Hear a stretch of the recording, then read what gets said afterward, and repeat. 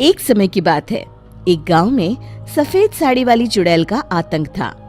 चुड़ैल रात भर गांव में घूमती और गांव का जो भी आदमी उसे दिखाई देता उसे वो घायल कर देती। अरे कोई तो बचाओ, मर गया रे। एक रात हरिया अपने खेत से अपने घर लौट रहा था कि तभी अचानक उसके सामने चुड़ैल आ जाती है। अरे बाप रे, ये चुड़ैल कहाँ से आ गई? आज तो मैं गया काम से।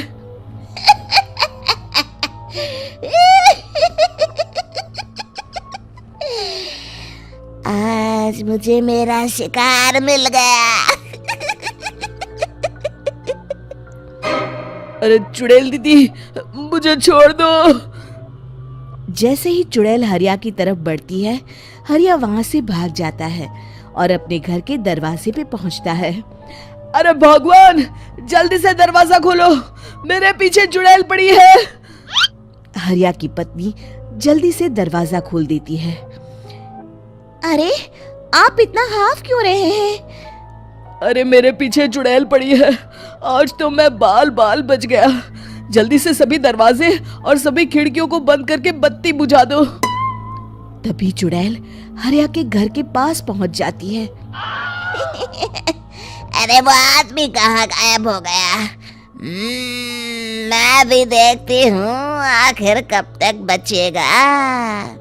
मैं अपने शिकार को इतनी आसानी से नहीं छोड़ती।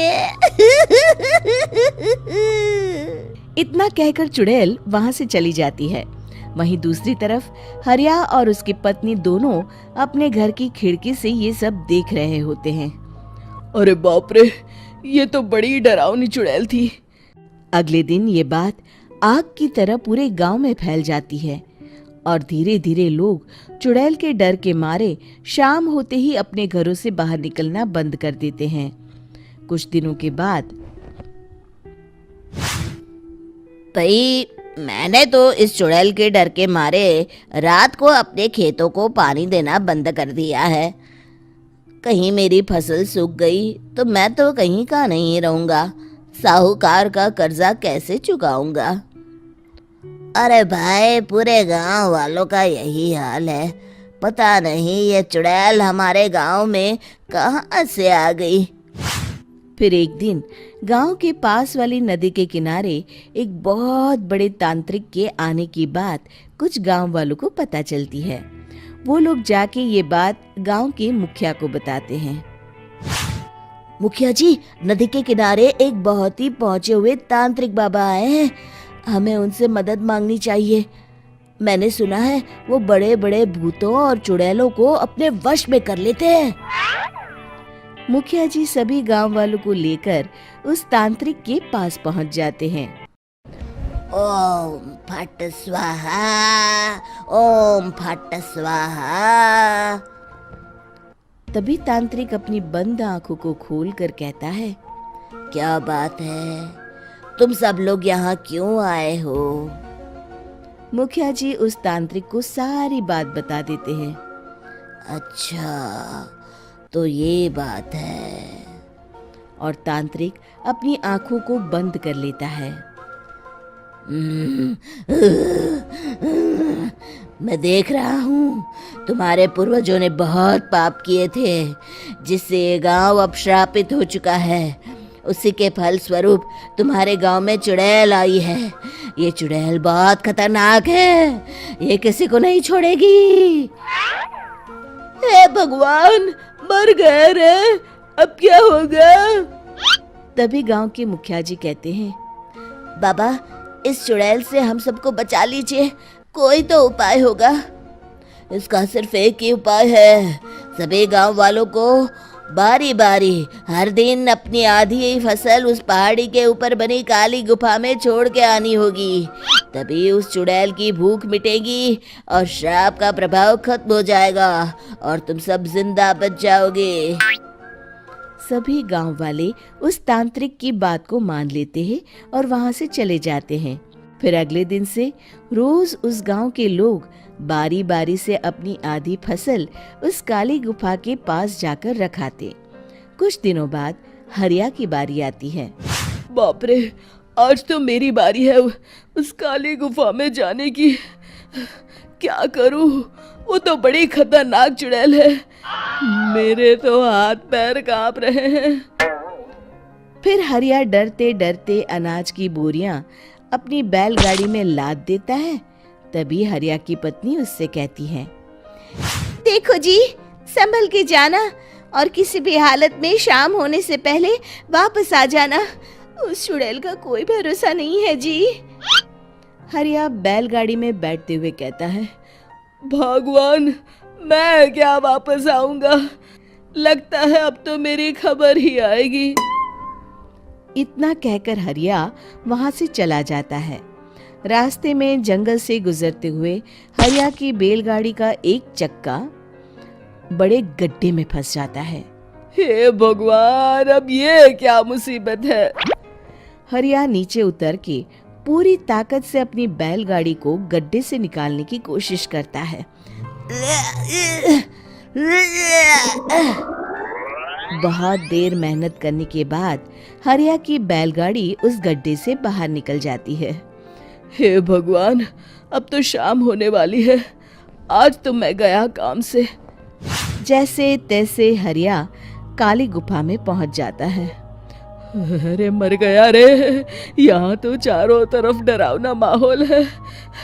मैंने यहाँ आने में बहुत देर कर दी, कहीं चुड़ैल नाराज ना हो जाए। हरिया अनाज की बोरियां वहां रख के जैसे ही जाने लगता है, तभी उसे किसी के आने की आवाज सुनाई देती है। हरिया एक कोने में छुपकर अंदर देखने लगता है। चुड़ैल वहां आती है और फिर अपने चेहरे से नकली चुड़ैल का मुखौटा निकाल देती है।